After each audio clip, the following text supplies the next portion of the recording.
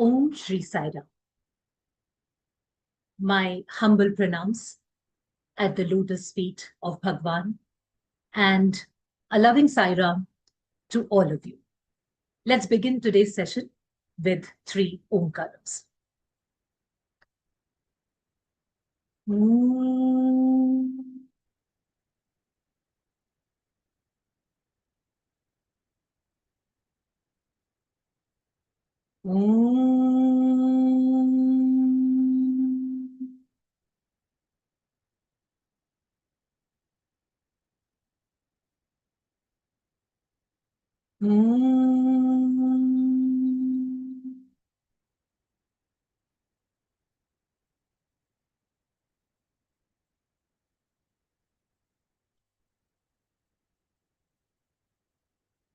We all know that the path of life is rarely a straight line. There are moments of ease and then there are moments of difficulty, each carrying its own lesson. And when life presents us with challenges, it also presents us with the opportunity to rise. Our beloved Bhagawan lovingly reminds us that life is a challenge, meet it. And this is more than just a quote. It is an invitation to embrace life's trials with love, patience, and inner strength. With Swami's divine grace, Shri Sathya Seva Organization's Delhi-NCR brings you this monthly series, Life is a Challenge, Meet It, where we reflect deeply on his timeless teachings and how they guide us through the ups and downs of daily life. Talking of our last 3 episodes, in the last 3 episodes, we had explored the power of living in the present, the beauty of acceptance and gratitude, and the importance of anchoring the mind in mindfulness. We saw how letting go of constant desires can bring forth the peace that already resides within us. And today we continue this inner journey, looking at new questions, fresh perspectives, and drawing strength from the wisdom and experiences of our esteemed speakers. Let us now introduce our distinguished speakers who will take us deeper into today's theme. Our first speaker is Shri Ram Gopalji. An accomplished leader in the financial world, Shri Ram Gopal has held several senior leadership roles in his career. He has served as the CEO of Barclays Bank India from 2017 to 2023, where he played a pivotal role in shaping the bank's onshore strategy and strengthening its presence in the Indian financial landscape. Prior to this, he held key roles at Standard Chartered Bank in the UAE and Citibank in India. A proud alumnus of Sri Sathya Sai Institute of Higher Learning, Shri Ram Gopal is now the co-founder and CEO of Kamyabi Capital, a venture focused on making sustainability accessible for MSMEs through innovative finance. His unique blend of professional acumen and spiritual grounding brings a rare perspective to today's discussion. Our second speaker is Shri Abhimanyu Kaul. An alumnus of Sri Sathya Sai Institute of Higher Learning from 1983 to 1990, Shri Abhimanyu Kaul completed his Masters in Commerce in the divine presence of Bhagawan. He was an integral part of the vibrant student life at Prashanti Nilayam, participating in Veda chanting, music, dance, poetry, and the university band. He leads Values in Action, an initiative aimed at spreading awareness about the value-based living in practical and impactful ways. He was blessed to be the advisor to the Value School, which is called With International, and he was with the Ministry of Education as an advisor, Trinidad and Tobago, for values and character education, where he started this value school called With International. Presently, this work is going on in Medan, Indonesia, state of Sikkim, and Nepal. Bhagawan also inaugurated his first book, The Joy of Self-Discovery. Deeply connected to Swami's teaching, Shri Abhimanyu Kaul is known for his engaging storytelling and his ability to bring alive the sacred memories and life lessons from his time at the Lotus Feet. And moderating today's conversation is Shri Bagri. A sincere seeker and a dedicated devotee, Shri Bagri brings to this role not only his professional experience, but also a deep commitment to spiritual exploration. Shri Bagri is an alumnus of the Sri Sathya Sai Institute of Higher Learning and currently serves with the Government of India. He began his professional journey with the National Knowledge Commission, an advisory body to the Prime Minister of India. Over the years, he has held key roles at several esteemed institutions, including the advisor to the Prime Minister's Office, the National Innovation Council, and MIT Media Labs USA, among others. Over to you, Brother Vikas. Sai Ram, thank you, Sister Satyapriya. Offering my loving pranams at Bhagawan's Lotus Feet. Sai Ram to our brothers, Brother Ram, Brother Abhimanyu, and to all the listeners today. While doing Omkaram, as we started this program, I just went back to the hostel days. And, I was just thinking about such a wonderful way of bringing our minds into the present. And such a beautiful habit that Swami gave to us, whether we picked it out or not is another story. But going through the 21 Omkars in the morning, right after you wake up, gives such a brilliant, way of centering yourselves and making you come into the present. So I'm looking forward to a lot of conversations, hoping back from the hostel days, brothers. And I want to start with Abhimanyu, brother, just to really understand what does this theme of living in the present mean to you and why is it so important for all of us today? Sai Ram Vikas, at the very outset, let me offer my most loving salutations at the lotus feet of my beloved Bhagawan, Shri Sathya Sai Ram. Thank you very much for the opportunity to share some thoughts here. And I should compliment you for creating such occasions where we have to really sit down and brainstorm and, shake your laziness off. Well, at the very outset, when I look at the topic, living in now, my immediate thought which comes to me is there anything alternative?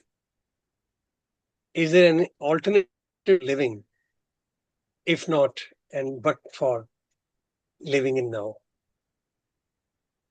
As a human being, I find that, there are basic, like when you say an animal, say for example, a dog, there is a premise of what is a dog and how he should live.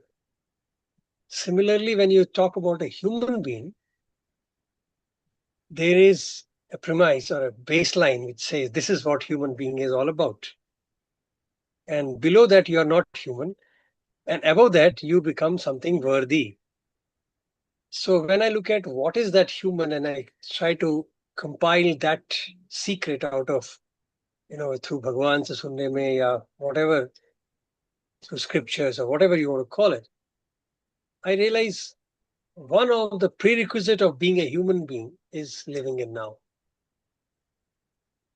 So for me, living in now is not an optional thing or is not something to work for.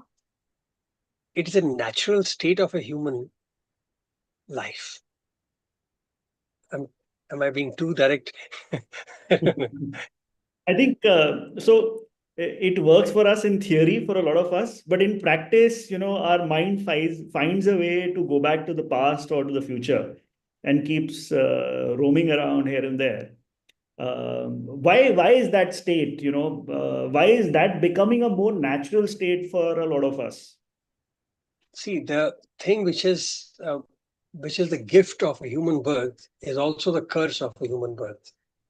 So if I call it buddhi, that power which allows you to discriminate and know what is what, is our strength as well as our biggest culprit. And unfortunately, because of that, and not the right orientation, I should say, or whatever reasons I can list on 100 and you can add up more, we have deviated from that basic thought. And then now we are so confused as to what is my baseline, So I'm happy to scream like a dog and still not know the difference. And I'm happy to be like a saint and still wonder, like, is that natural or this is natural? So we have become that like mixture of things which has lost its own identity. And that is the big problem. So the problem is not why do we deviate? The problem is of not interested in knowing your own identity. Who am I? That is the basic question. If I understand that, then I will understand automatically that being now is natural to me. Being good is not something that I have to work on. Using a buddhi is not something I have to really work on or I have to learn that. So these are natural states. So I feel the difference is, and reasons can be many, that we have lost even the focus of who we are. And when I look at Bhagawan and our hostel life, I think the first thing which Swami has done to us, informally also, and formally, of course, is that he made you sit down and think about it. Can you imagine tell me which student age, boys and girls, in their student age, every day they have to sit for 2 hours and do nothing. How many books can you read? How much can you sleep sitting on the same posture?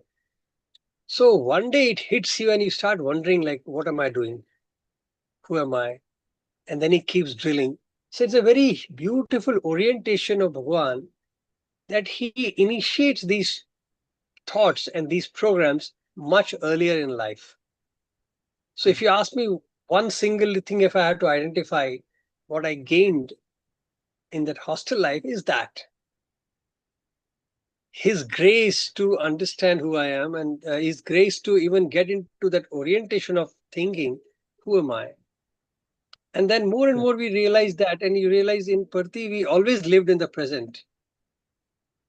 We never bothered. If yesterday he didn't look at you, you're still okay when he didn't look at me. What can I do now that he can look at me tomorrow, So you always come back to now in a default factor. Imagine because somebody telling you, because you work hard and Swami after 1 year will talk to you. Maybe it will make you happy for a moment. Then you said, hey, 1 year? So you mean to say I should not look at him for 1 year? Come on, man. How many of you can sit down quietly and say, okay, Swami will talk to me after 1 year, I'm happy. So we are not interested in future also. We wanted it like today, yaar, Abhi kaise dikhenge? Swami, tell me, Abhi kaise dikhenge? So you see how default version we used to come back to represent, right? पढ़ाई क्या करनी अभी देखो ना अब 10 साल पहले तुमने फर्स्ट डिवीजन लाया था who cares today if you flunked you're done people look down on you because it's so live now तुमने आज अच्छा काम किया they will put you on a pedestal right there and tomorrow you do wrong they'll drag you down in split second in Parthi. So you used to wonder like my God, nothing is permanent here. How can it be permanent when we are living in minute by minute? We are not living we are not enjoying our laurels कि हमने कल में अच्छा था अरे कल अच्छा था आज क्या हो. So imagine there's a default way of life which Bhagawan teaches you in which you don't fall back on your past, neither you are worried about your future, you are only focused on present. You are happy if God is today with me. I'm not worried about what will be God after 10 years. I don't know my next moment, man. Why would I care for one year after my life? Aaj Bhagawan mere saath hai, that is important, right? So if you look at the whole process of Bhagawan was to drag you to the present. So it's a default functional of life with God. So if somebody says that this is one of the lessons, I'm not saying this is the only lesson, like, this is one of the highlights of Bhagawan is that he makes sure that we start living in now. And then we start realizing for that now, what all prerequisites are required. And then the game starts, because you realize in the present, I have to play football, I have to do dance, I have to do drama. All that nonsense also has to be done, but I have to live in now. So what is a common thread between studying mathematics and doing gymnastics? Doing a music program and, doing a yogasana. Like, what is the link? So what makes you be in present in spite of your tentacles being all over the world? And that is the beauty of God.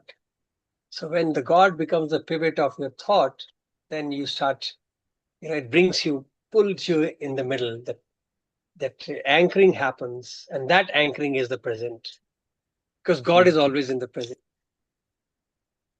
So it's a default factor. Sure. I hope I made Brother sense. Ram, no, just moving to Brother Ram, I wanted to ask him, how does living in the present look at, how does a corporate life look at living in the present? Does it appreciate it for what goals? How have you been practicing it, in your corporate career? Thank you, Brother Vikas. First and foremost, my humble pranams at the Lotus Feet of Bhagawan. And for all of those who are listening, loving Sai Rams, I've always been a big fan of Abhimanyu ji.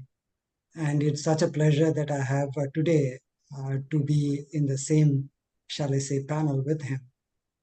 I think when Shyam and you called on me, for me, this was a moment of centering. I think I've been going through a bit of a rough patch. And when Shyam called me and said, hey, would you be interested to share your thoughts? I think the first and foremost thought in my mind was, why me? And then I immediately realized that, we all talk about, presence of Swami when we really need it. And I felt through Vikas, you and Sham, this was a moment for me also to live in the present. And, we are continuing the same thing, talking about that. You talked about, what does the corporate think of it?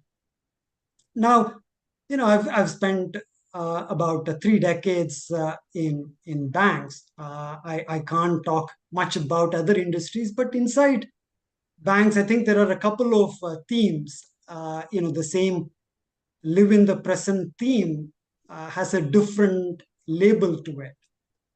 And one label that I've seen used quite often in the search of elusive productivity. I mean, everybody wants, more output for either the same input or less input. Yeah.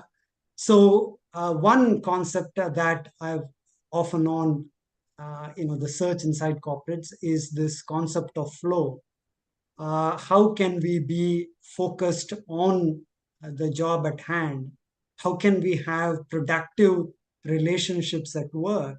How can we manage stress that comes as a result of having, shall I say, a body of work that sometimes seems either endless or sometimes insurmountable? So this concept of flow is one label that they give. And the other thing when we talk about, sometimes, Swami says this so beautifully, management is all about management, right? One of the classic traits that we look for in ourselves and in colleagues is this concept of emotional intelligence, right? And that, I think, has several different facets of the same concept of living in the present. Are you self-aware? Can you label your emotions? Can you regulate that? Are you intrinsically motivated? Are you looking for constant pat in the back? These are things that, emotional intelligence and flow are two concepts that I feel are so related to living in the present. So people have got different labels, but I think it's the same topic. The next question that you asked me was, how do you practice it? Now, first and foremost, I must admit that, I'm a fellow passenger, and my reason for being here is, like I said, I make, no illusions about that. I'm here to listen to Abhimanyu talk about, his, storytelling. And the way I was thinking about, sharing couple of practices that we use is, I feel if we think about what comes in the way of us being able to live in the present, and I feel, I had the good fortune of listening to Brother Ravi and Brother Dr. Amaya talk about, I think in episode 2 or episode 3. They bring this out brilliantly. And I just want to, one of the purposes of this is also to constantly remind ourselves, right? And, a couple of things that they said that, I try to practice. Of course, like I said, I'm a fellow passenger, and sometimes we all need these nudge. One is, I think it was Dr. Sanjay Sahni who put it brilliantly. Sometimes when we think about work, we classify them as work that is Swami's and work that is mundane. I don't know, somehow that classification comes. It is coming in the way of me spending some time, thinking about Swami or reading about Swami or doing bhajans, etc. And, Sir said it brilliantly when he said that I think the maturity is for us to think about all work as Swami's work. Yeah, I think that is possibly where we want to get to. I try and do that as much as possible because sometimes, like I said, work is relentless, feels insurmountable. How do we think about this as all of them as his work? I think that's one possibly theme. The second theme is, again, this sense of, you actually have to discriminate which is what is temporary and what is permanent. But, given where we are, we do some silly discriminations. This silly discrimination is, is he a Sai student? Is he a brother of ours? Us versus them. I versus him, we versus them. How do we see everybody to be same? I think that is also another, shall I say, an evolutionary journey, one of which keeps us away from being in the present, because we find so many reasons to believe that we are different. Yeah. But how do we believe constantly that, both of us have a spark of Swami in us, and, both of us come from the same source? I think these are possibly some themes that I try and come back to it again and again. Finally, one last thought before I turn it to, Abhimanyu ji, if he has got any comments, is, what Ravi and Dr. Amaya said brilliantly, which is the state of equanimity. We all recollect, or at least I can recollect so vividly, my couple of years in Puttaparthi, where I think there were people who got Swami's attention and people like me, how much ever I tried, wasn't able to get, shall I say, in front of Swami. How do we try and keep or create for ourselves a sense of equanimity which we can carry into the corporate world? I think that's another, shall I say, resurgent theme. So to your point, the corporate also is live to the concept of, living in the present, but they have different labels perhaps to it. And 3 tips is, can we see everybody as belonging or as the same? Can we treat all work to be the same? Can we create a state of, accepting whatever comes our way? I think could be possibly where I want to leave it for the first round. Sure. Thank you. Thank you, Brother Ram. This is very useful. And I want to come back to you in a bit on, how do corporates kind of evangelize this idea, and are there cultures and practices, etc., within corporates to be able to help people go deeper with this? Flow is one word that you use. Deep work is another word that is being used in more sort of scientific knowledge. But I want to take the help of both of you and see if we can construct and sort of just very high level construct this journey. So from this whole journey of living in the present, starting by okay, am I focused right now? Am I focused for a few minutes?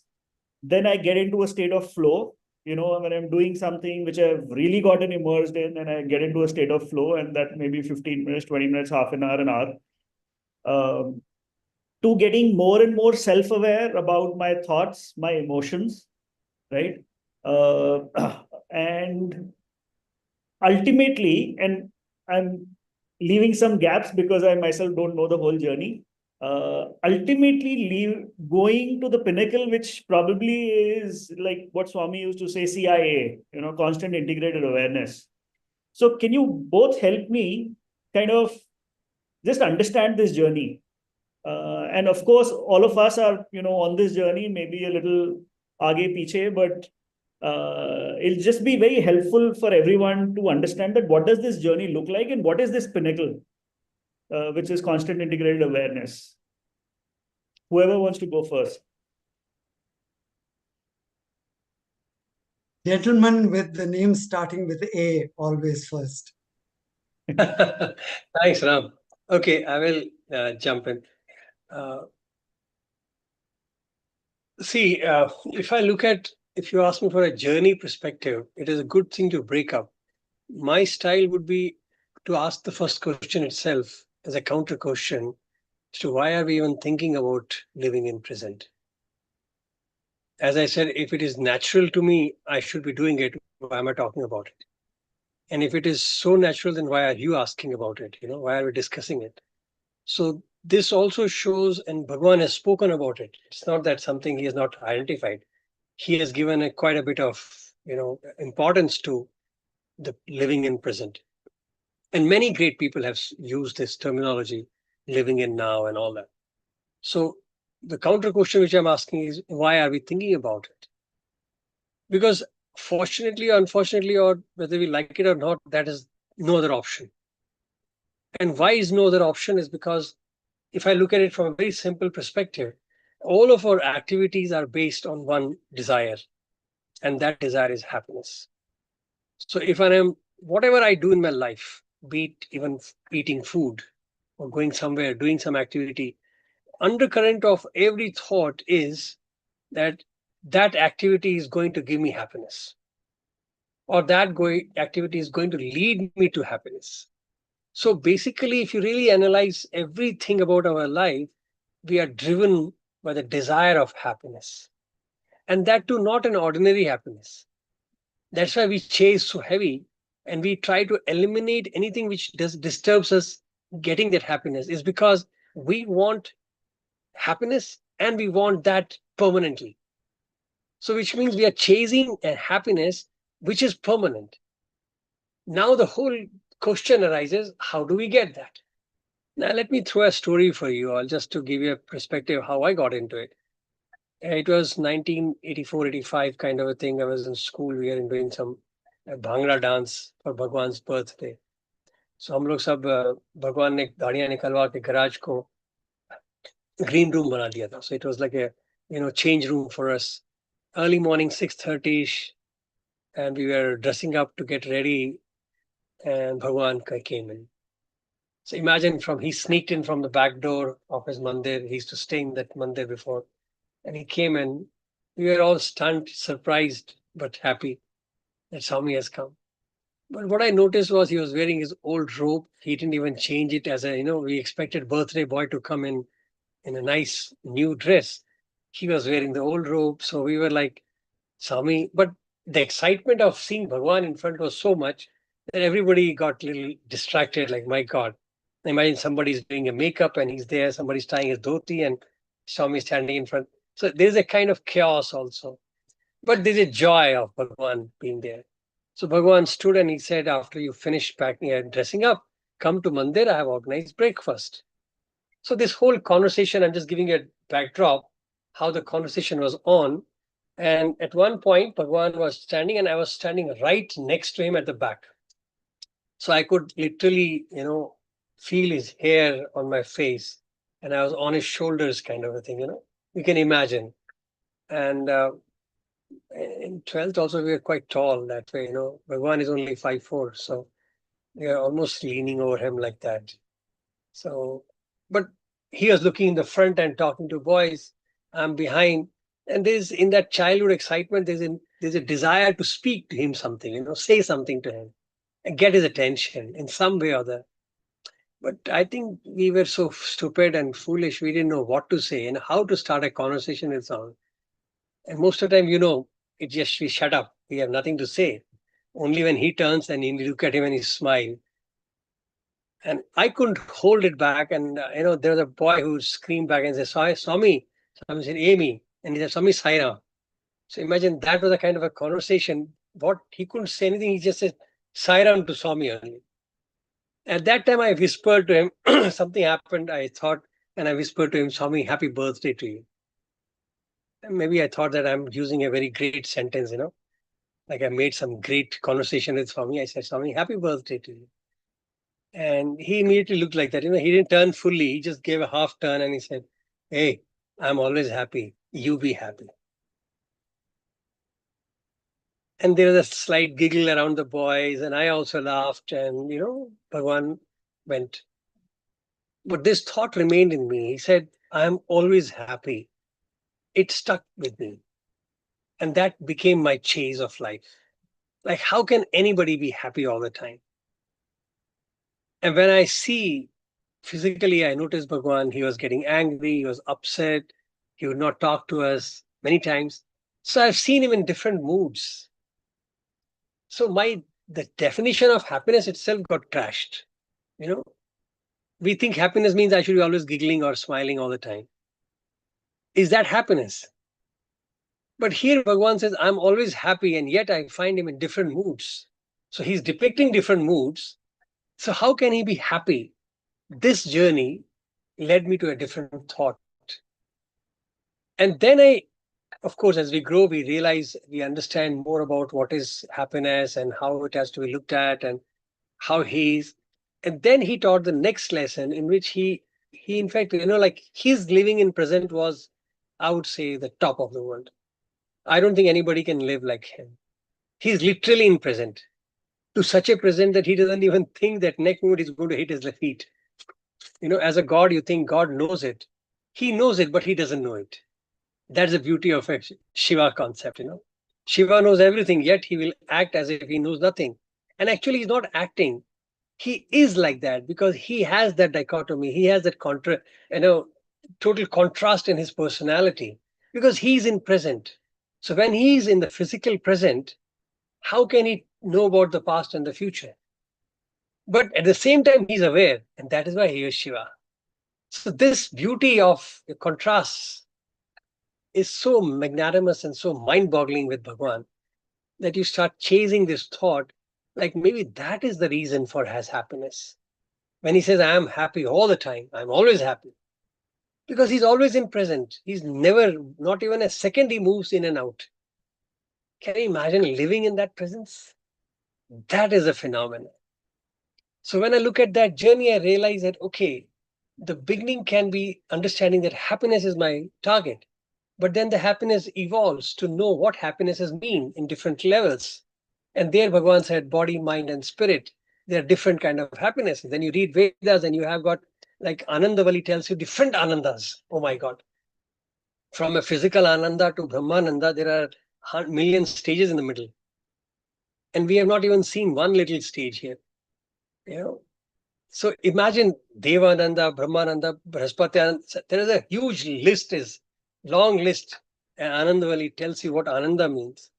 Now to get that Ananda, you have to be constant in one thought. So God is in his own thought. That's why Shiva is always shown as meditating. Narayan is always shown in meditation. Who are they meditating upon? Nobody, themselves. because they are so tuned to being in the present. So they are depicted as meditating, because there's nothing but silence. So imagine the growth. The same happiness turns into bliss now. And that bliss is the format of being in the present. And as we move forward, we realize that the duality gets broken up right there. But there I found with the examples of Bhagawan that even God wants to keep duality alive. Otherwise, whom will he romance with? You know, he said the best sentence Bhagavan has made to explain this whole concept is, I separated myself from myself to love myself. I think it should be labeled and engraved as the most romantic sentence ever. You know, a lover who breaks himself to love himself. Can you imagine? You don't need any external forces, man, because there is no external. So he himself has to break himself up so that he can express this love which he is oozing out. So imagine the beauty of living in now goes there. And what is he meditating upon? He is on himself. So we as his impression, as his creation, as his reflection, we have to only think about him. So the whole life actually is not that, as Ram was telling, that, in corporate world and in fact in organization, we also say that let us do everything as Swami's work. Like, what is Swami's work? This thought itself is wrong. Actually, what we are doing is we are doing work, because the body is karma kshetra. Body is doing, it can be any work. It can be taking bath, or it can be cooking, it can be cleaning, mopping. That is my work. The body is engaged into work. But the moment my orientation is God, and every activity is done with that prime thought of God, then all the activities becomes divine worship. And that is what is CIA. So if you ask me, the concept of CIA which Bhagavan explained was not that the work should be offered to God. He said, what the hell are you offering? It's like a person standing in Ganga, picking up the Ganga water and throwing back in Ganga. What are you offering? It's all foolish. So actually the constant integrated awareness is to knowing that I am the Ganga. I am the ocean. And now let the waves dance. Let the dance begin. So I'm looking at myself driving the car. I'm looking at myself cooking. I'm looking at myself talking. I have a family. I am single. I'm whatever. All this is a body actions, but done with the focus of God. And as we keep the focus alive, that is termed as CIA, constant integrated awareness. So if you look at it, there's no different from being in now, because being in now is not possible without God. And to think about God is the key to remain in now and to find happiness. And to remain in now and to think about him continuously is CIA. So if I can map it for you, because I hope I have done my little bit of that is what my understanding comes so far. No, really nicely done, brother. Thank you so much. And I'll ask Brother Ram to add more to it, or however he wants to add to this. Yeah, I think Brother Abhimanyu said that all. I don't think I've got much to add. If I were to think about, shall I say, a path, you mentioned about flow. In my mind, I think the concept of flow, um, or living in the present, is also while doing activity. There is a bit of motion involved. This isn't about, I feel, uh, being, stationary. You understand where I'm going with it. It is about our ability to take what is coming to us as, possibly, we say this quite often, right? It is what it is. Yeah, I don't know whether we can truly um, be that. It's a state of, in my mind, being.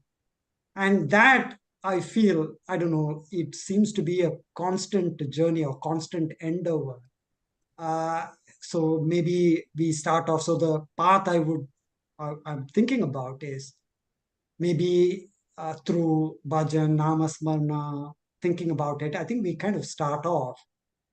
But I think the path, I think, takes us to how can we in action also be centered. And I think that requires for us, like I said, going back to what I said earlier, be fully, having the faith that, anything that comes to us was meant to come to us. But that I'm saying is not fatalistic or kind of saying that therefore there is nothing for us to act, but to act basis that acceptance. So I don't know, maybe more words here. So I'll stop.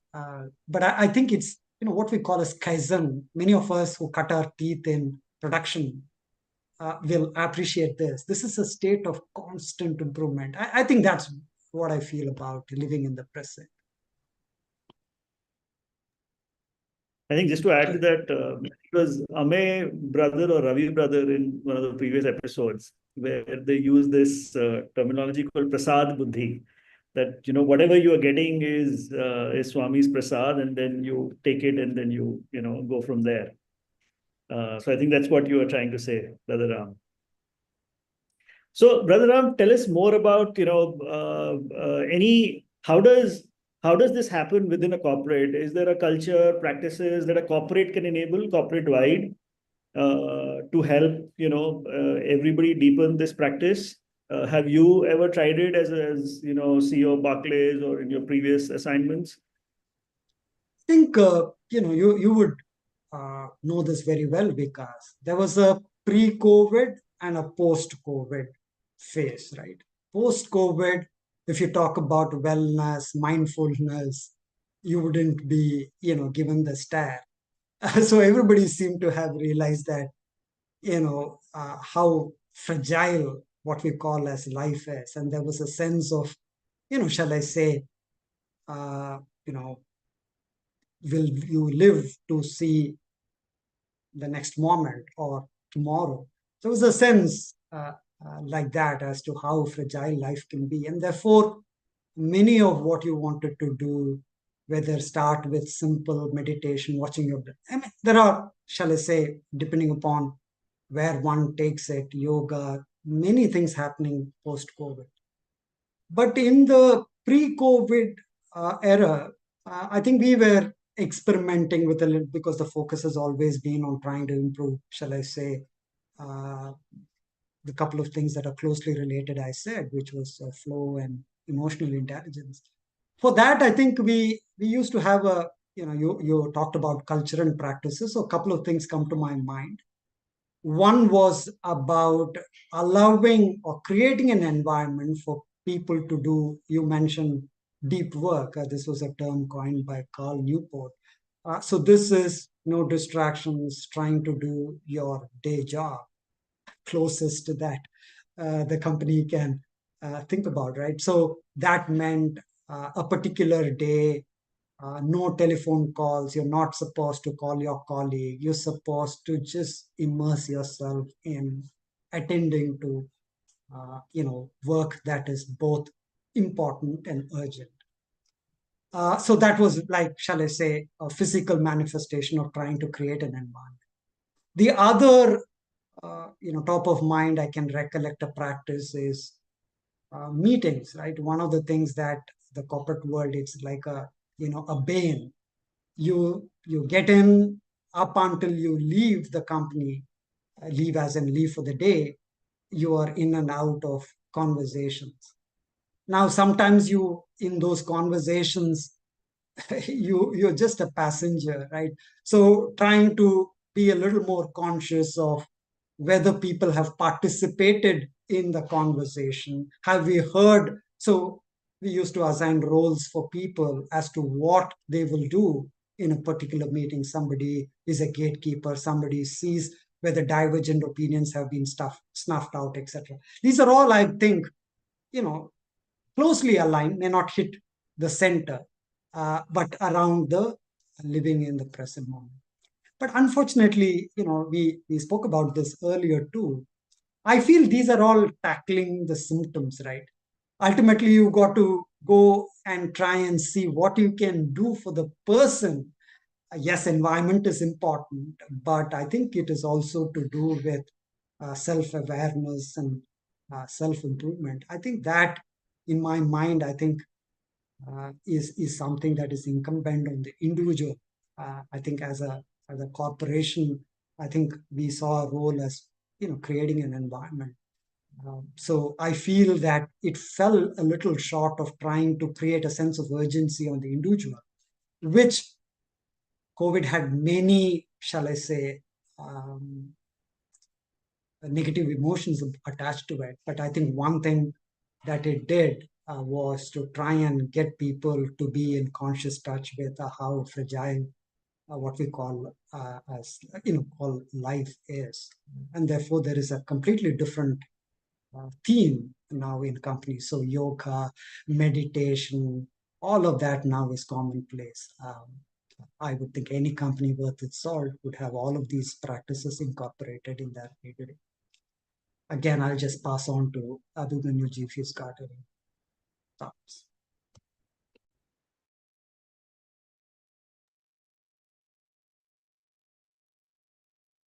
Brother Abhimanyu, you want to add to this? Also, I'll add further to this a question that so there are some practices like Brother Ram mentioned, which a corporate can enable in terms of external environment. There's a lot of things which we discussed, like you said, all work is his work, self-awareness, the idea of happiness, the evolving idea of happiness, and how do we climb that ladder. So a lot of that individual practices through all the routes that Swami has given us. Like in the organization, we have the spiritual wing and the Seva and Bal Vikas and so on. So those becomes all the route.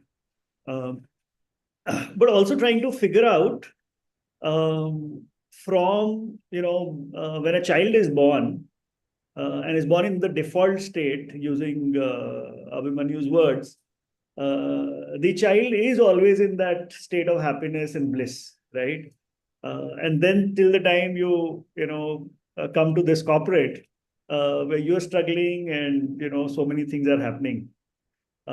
So in that journey, where does one go wrong, and especially in the early years? Okay, because let me start off where Ram left. Yeah, if I may, Ram.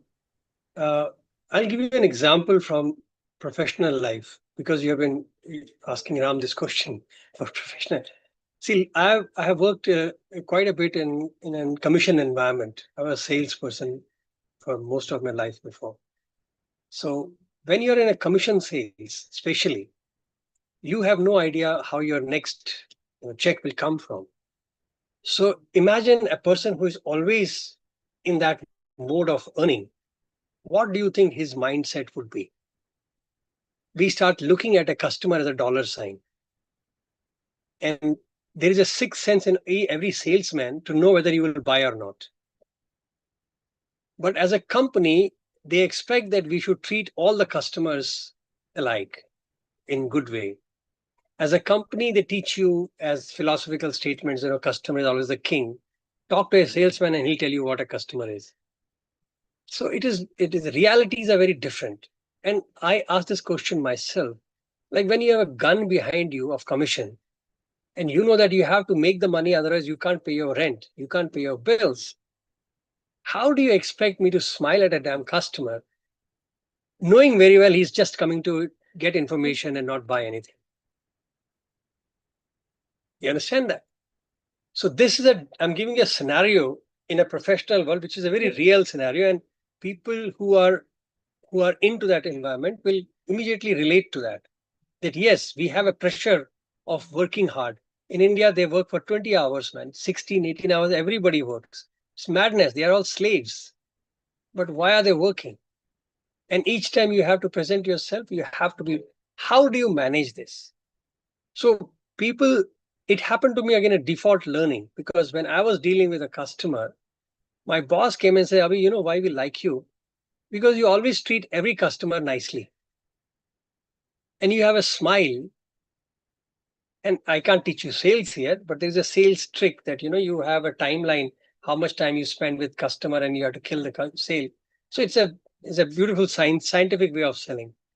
But I do it as a natural flair. I used to do it. So my boss said once, yeah, and I started thinking about it. I said, really, what is the difference? I have got great salespeople as my competitors, my colleagues. But why did he compliment me for that? And I have not, I didn't do anything special according to me.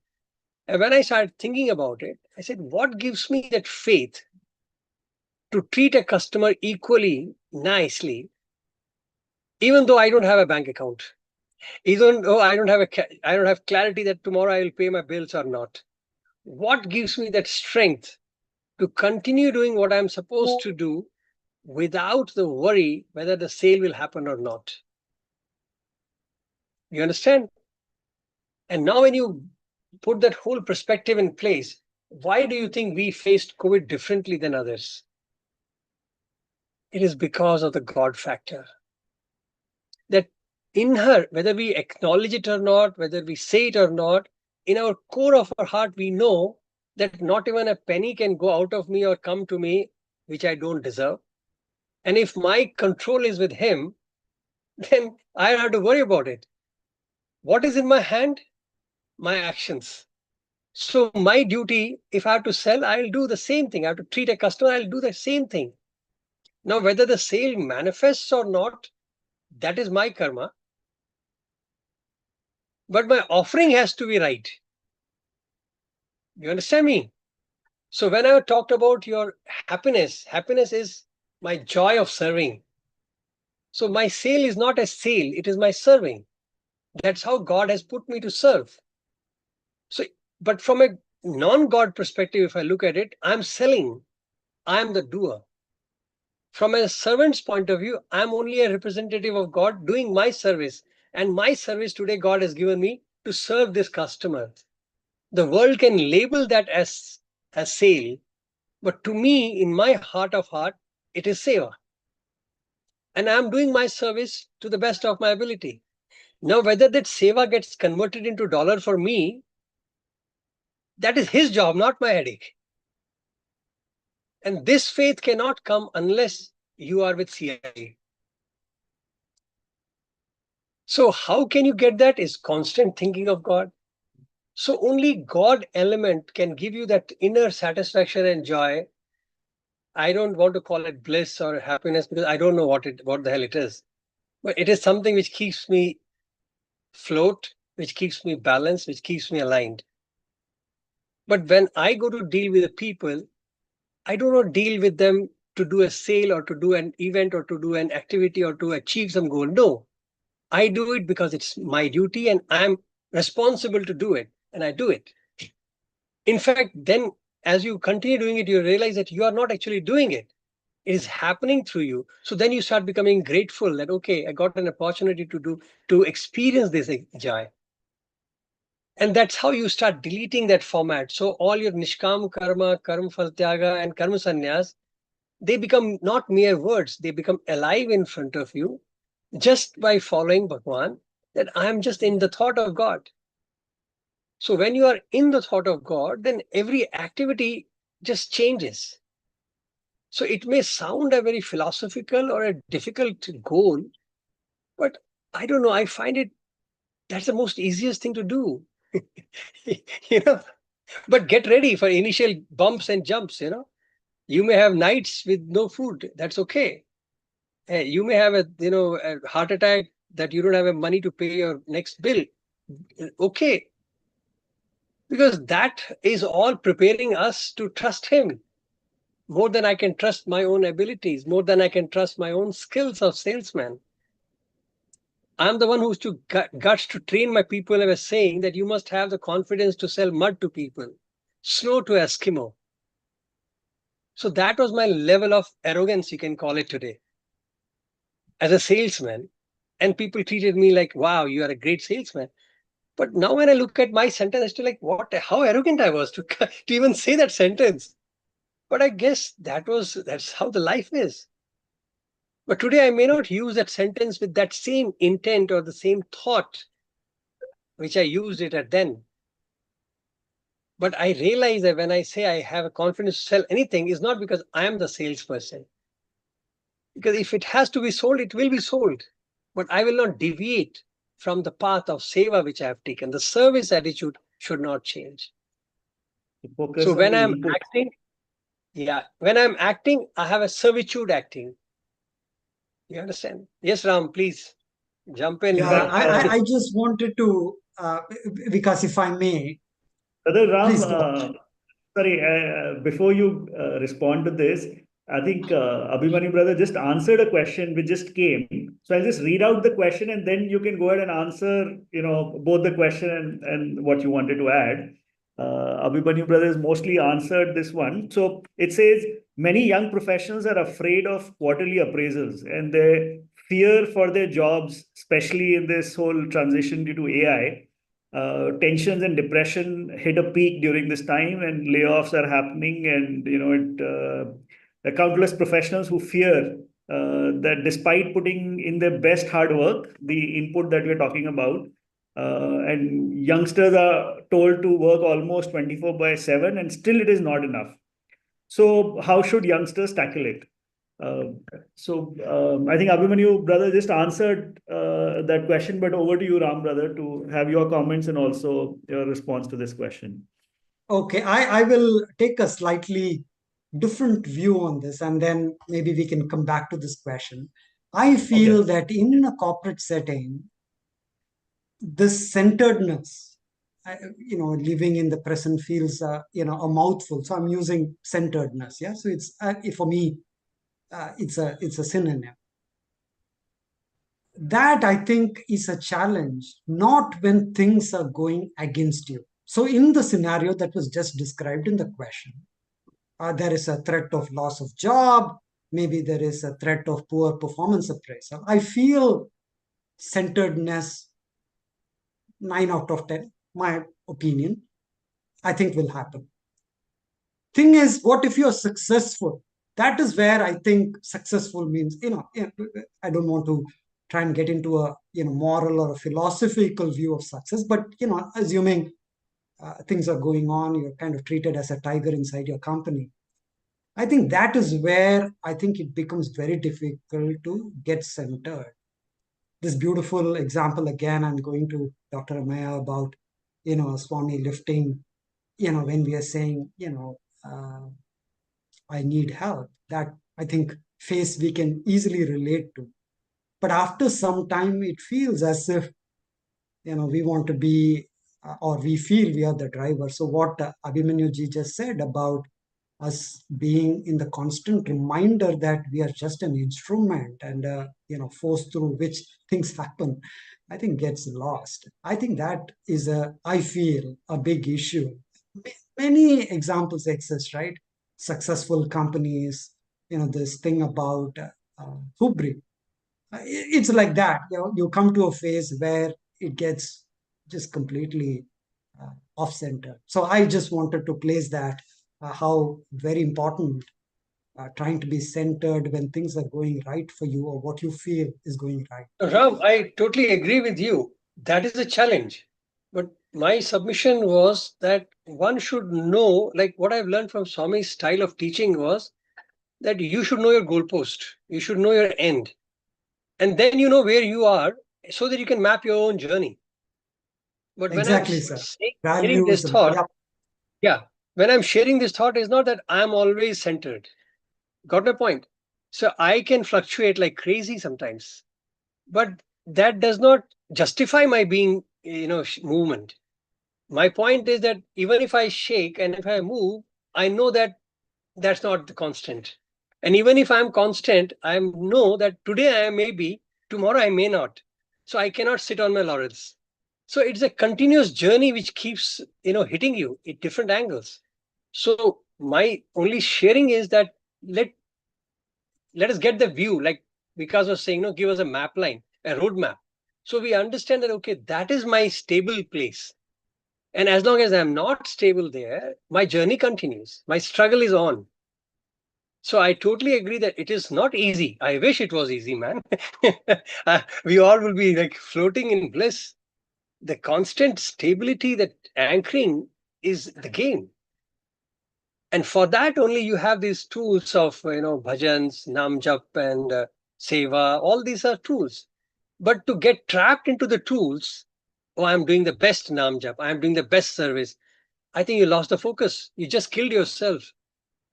Bhagawan did not create a Sai organization to become the best soup kitchen, centers or best Narayan Seva centers.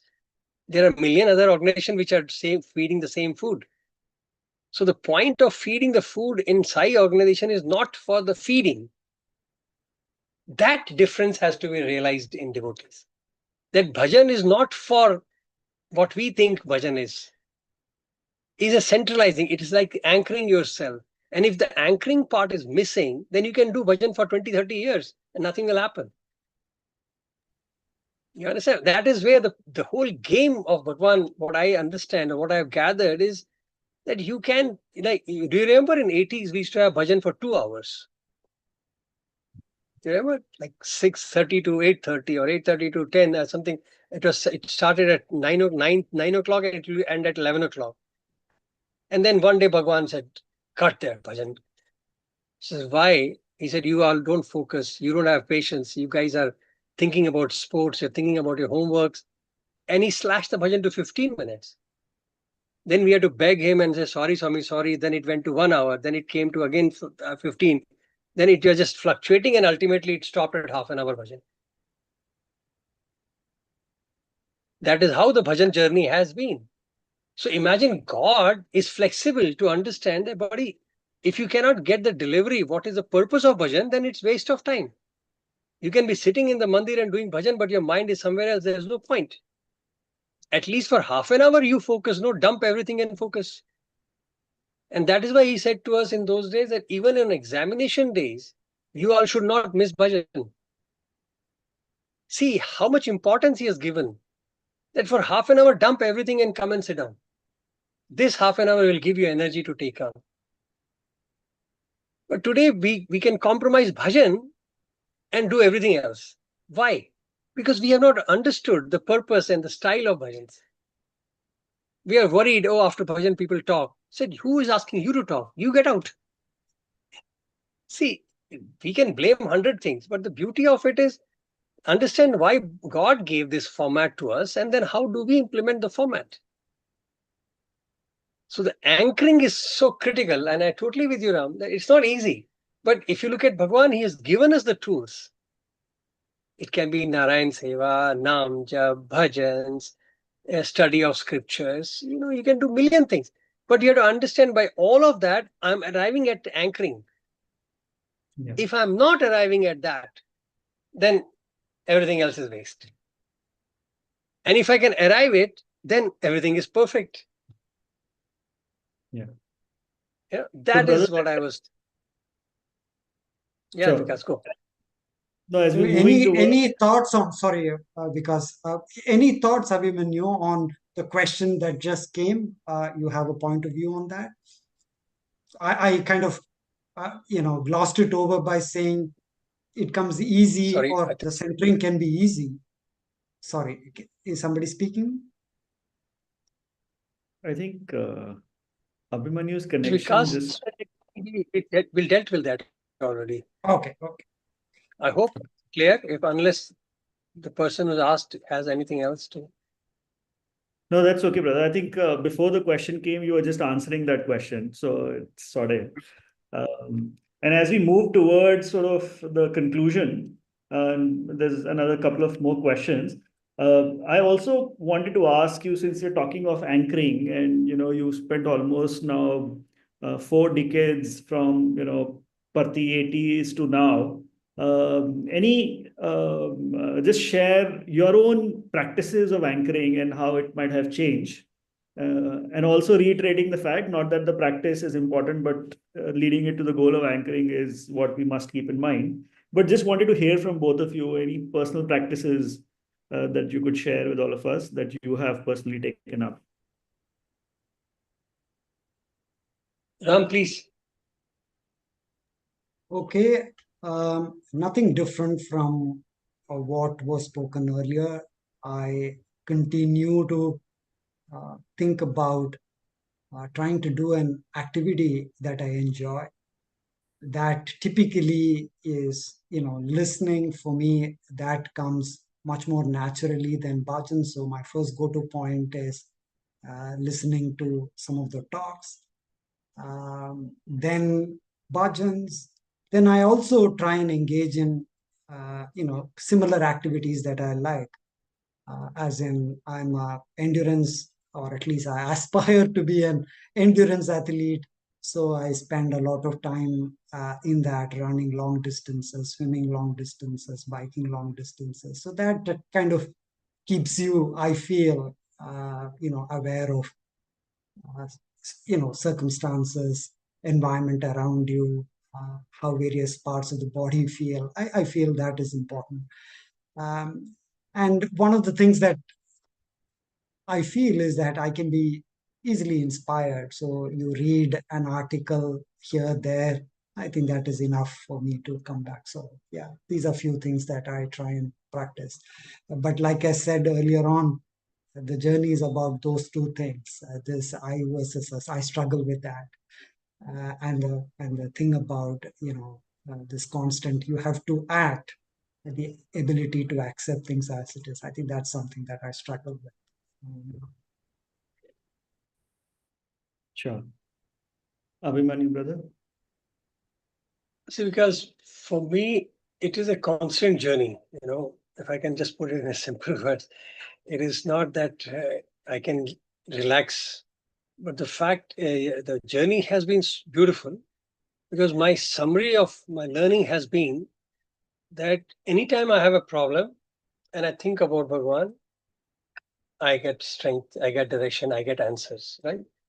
So I had to reverse that order, so just to get that, can I not think of him continuously? I don't have those problems. You understand? So that was first reaction of mine, was like, why the hell am I waiting for the problem to come to remind me? And then, as Ram said, we keep reading or we keep listening to good things. You get some answers from various different factors. It's like one saint said very beautifully. He said, when you get a once experience and suddenly you get a good experience of God, or you get an answer, they are not out of your good karma. He was quite blunt about it. He said, it's not a good of good karma or you've done something extraordinary to receive it. That is the only indicator that God still has hope in you, that you can be improved. So he's giving you a glimpses of his grace so that you realize that, buddy, what are you missing out is this. So don't fall back. So I have been noticing that in my life, these trinklets have been happening quite a lot, spread out in my life. So which means I have not improved, because each time it comes, I think as a grace, I have done something extraordinary, I got blessing. But that was only a reminder. Now I got an understanding that, oh my God, it was a reminder that beta, wake up. But probably my Lord is so, I should say persistence with me. He knows how useless student I am.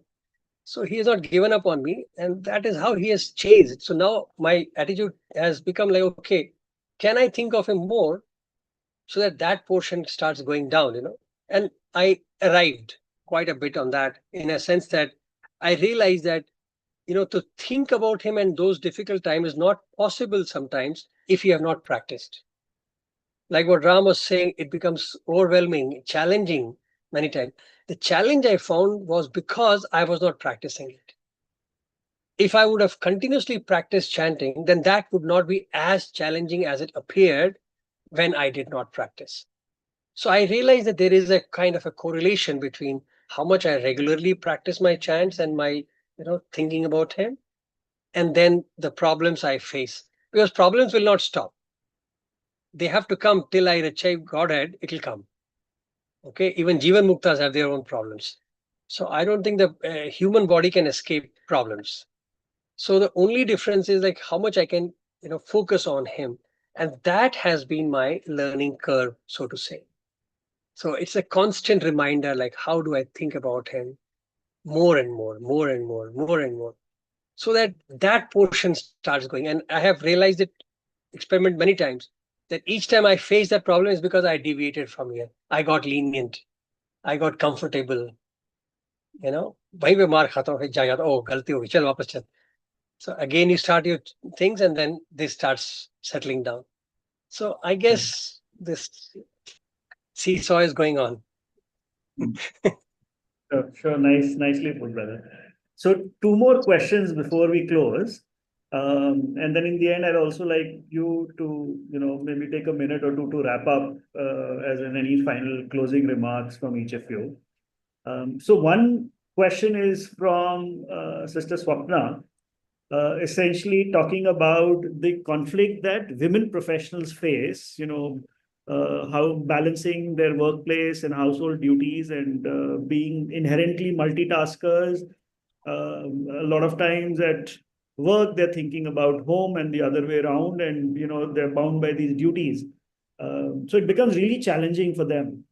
So any thoughts on that perspective? And I also share the second question, which is by Brother Tarang, that again, with the relentless corporate demands, how do you ensure you're not just trying to manage it minute to minute, internal corporate expectation, but genuinely experiencing and appreciating the present? And if you could, possibly give an example from your own lives of a particular situation, where you could reach to the point of, really appreciating the present.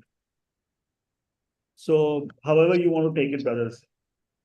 What is the second question? I couldn't get that question clear, actually. So essentially, again, about the demands of corporate, relentless demands of corporate leadership. And how do you ensure that you're not just managing minute to minute of whatever expectations are coming, to you, but you genuinely experience and appreciate the present, as in, you enjoy the moment.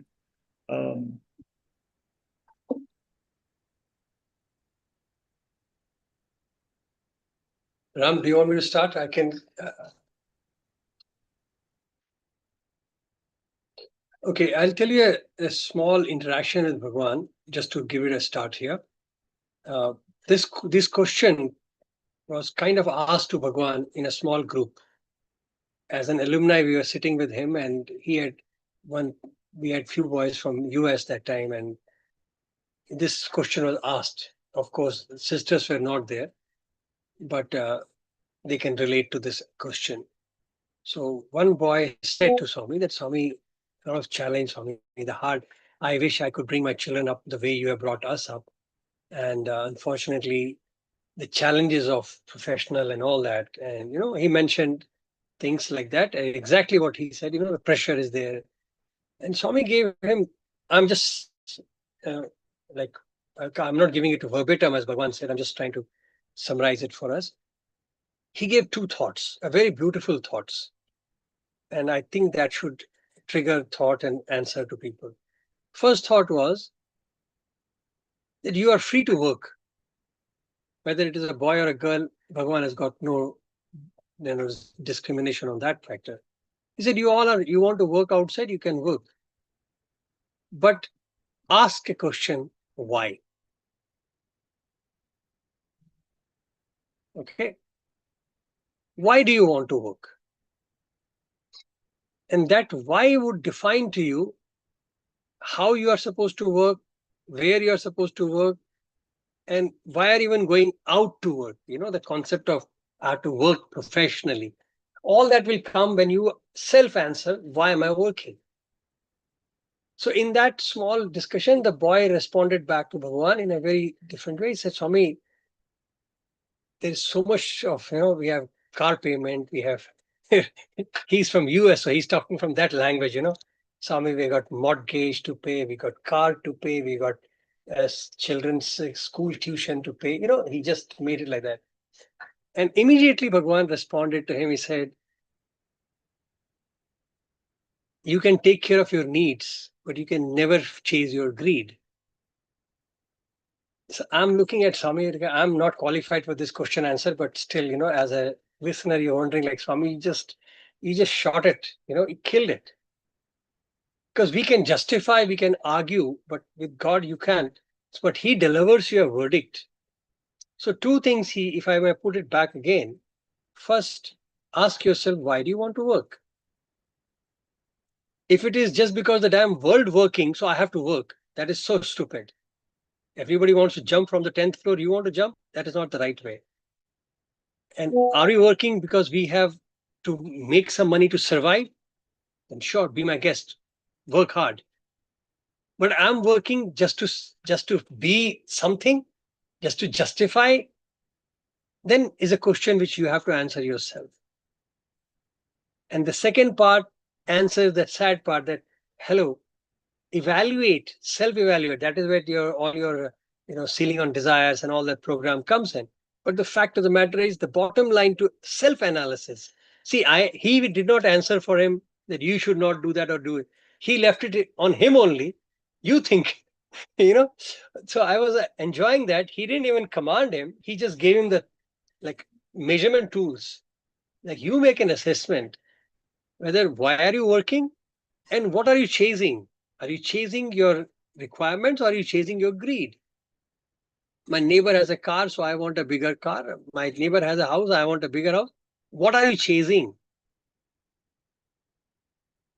So if you take that trigger, maybe Ram can add it up, but I just wanted to add this story because that question of hers covers this part. Yes, Ram.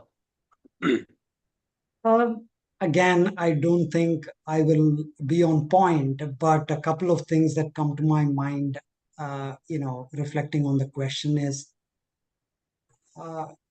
some of these, I'm reacting to the first question or responding to the first question around, it's a difficult slate for women as they're inherently multitasking. In my mind, I think simplistically, perhaps, I think if we can develop a deep belief that all of this is his work, again, going to how I started this, I think that could potentially help.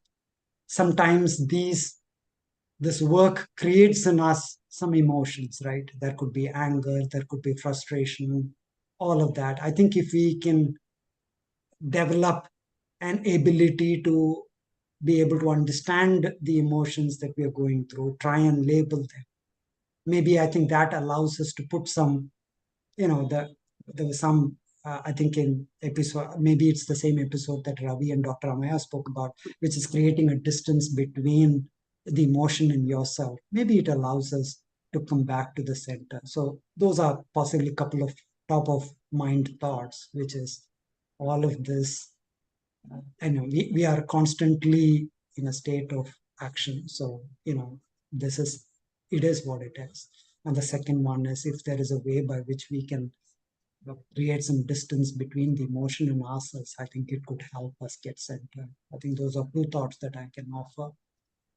I think on the question on corporate piece, I think, I felt Abhimanyu ji said it so brilliantly, which is, there is no end to, trying to chase, ceiling on desires, all of that we've heard. So I don't think I have too much to offer on that. So I'll pass. Sure, brothers. So I think overall, my takeaways and just trying to, summarize, and I would love for you to add. I think these are some very broad themes which are emerging, and if one sticks to that and then tries and go deeper into practice, then you start appreciating this more and more. So all work is his work is one sort of theme which is emerging, which is also from which in itself is also a journey from offering to Swami everything to sort of reach that state where there is no offering, and which Abhimanyu brother touched upon. Then the journey of evolving your understanding of happiness and your experience of happiness, from chocolates and toys and getting first in class to sort of, moving ahead and then being good in your job, but then to continuously evolve and seeing that all these measures of happiness and objects which we think are giving us happiness are transient, and things change and so on, and ultimately evolve your experience of understanding happiness and bliss, and that becomes your journey until you reach the pinnacle of constant integrated awareness. And introspection as a tool really helps in doing this. In fact, I think most of the religions around the world and a lot of spiritual literature talks about introspection, which helps you again generate that awareness as to what's happening. Introspecting from once in a day to multiple times in a day, to a point where it actually becomes part of your being. And even before you're uttering words, you know what the thought is. Even before you're getting angry, you know you're getting angry, and so on. So it's part of that journey of self-awareness, where introspection becomes deeper and deeper and becomes part of your being. And that really sort of again helps you in this journey. So it was very, very interesting to hear both of you, and thank you for your time. I'd request you to maybe take a minute or so and see if there's any concluding remarks that you have, any other thoughts that come to your mind, any other short stories you may want to tell, a minute or two, please, per person. Thank you. No stories, unfortunately, Vikas brother, but Sai Charan Sukhdai Man. I think that's kind of where I think I would like to leave this. Thank you, brother Sai Ram. Abhimanyu, brother. I think it's a great topic, but it is a continuous journey. So I think there's no shortcut to that. And the best part is that the journey itself is filled with God. So I have realized one thing I can say in summary is that the biggest culprit is thinking that I am the doer. Whether we accept it or not, that is my summary. And how we kill that is our journey. So as long as, I'll give you a small thing, like, we say, Swami, I've done my best and I offer it to you. That's like a waste, because if you have done what you thought is your capacity and you have done it, it is still a kindergarten stage. We should not stop at that. That could be good at one stage of life. But to even acknowledge that this is my capacity itself is a problem. Yeah. So in fact, the surrender journey starts when we stop even this evaluation. And in the beginning of, even if somebody says, somebody says, can you lift this, a matchbox? At first thought I feel should come that God help me to lift it. Because I am not even capable of that. It is your strength which makes me lift that. So I don't think about God when I'm lifting a matchbox, but I will certainly think of God if somebody says, hey, can you lift this big boulder? So which means I still have not surrendered. The thought of surrender is only philosophical words for me. The surrendered being do not think about themselves. That's how Hanuman was there. That's my learning from these characters. He sat quietly till somebody has to shake him up and said, Bajrangbali, jump. This is the command of the Lord. So we have a biggest problem is doership.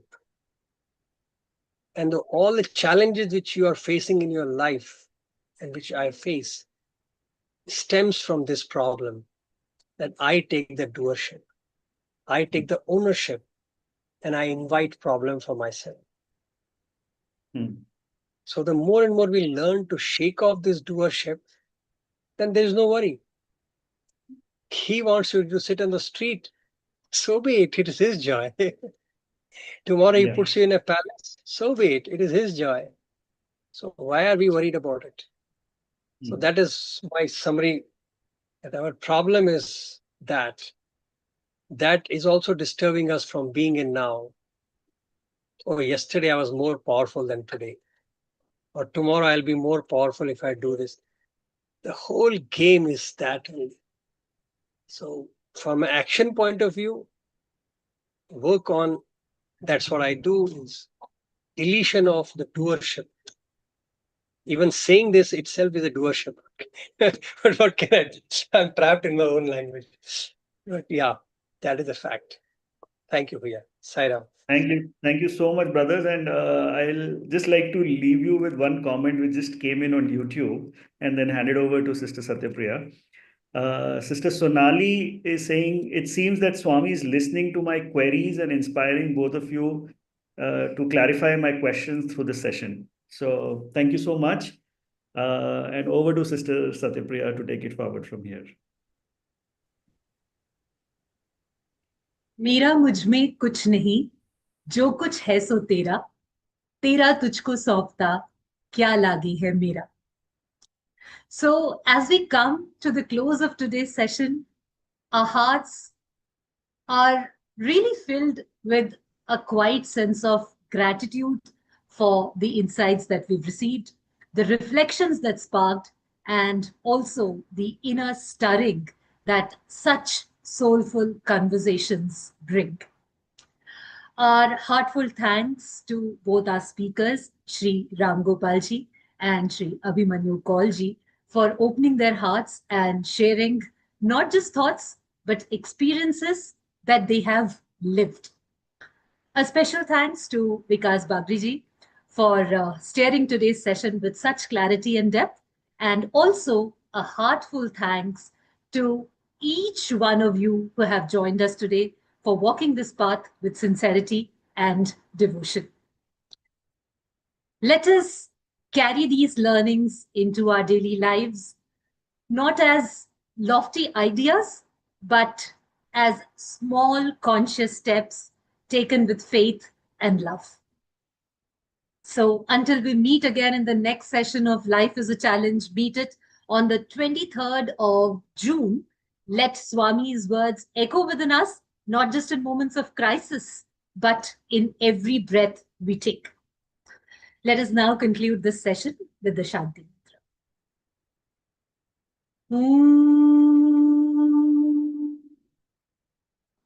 Shanti, Shanti, Shanti. Samastalokaah Sukhino Bhavantu. Samastalokaah Sukhino Bhavantu. Samastalokaah Sukhino Bhavantu. Om Shanti, Shanti, Shanti. Jai Sai Ram.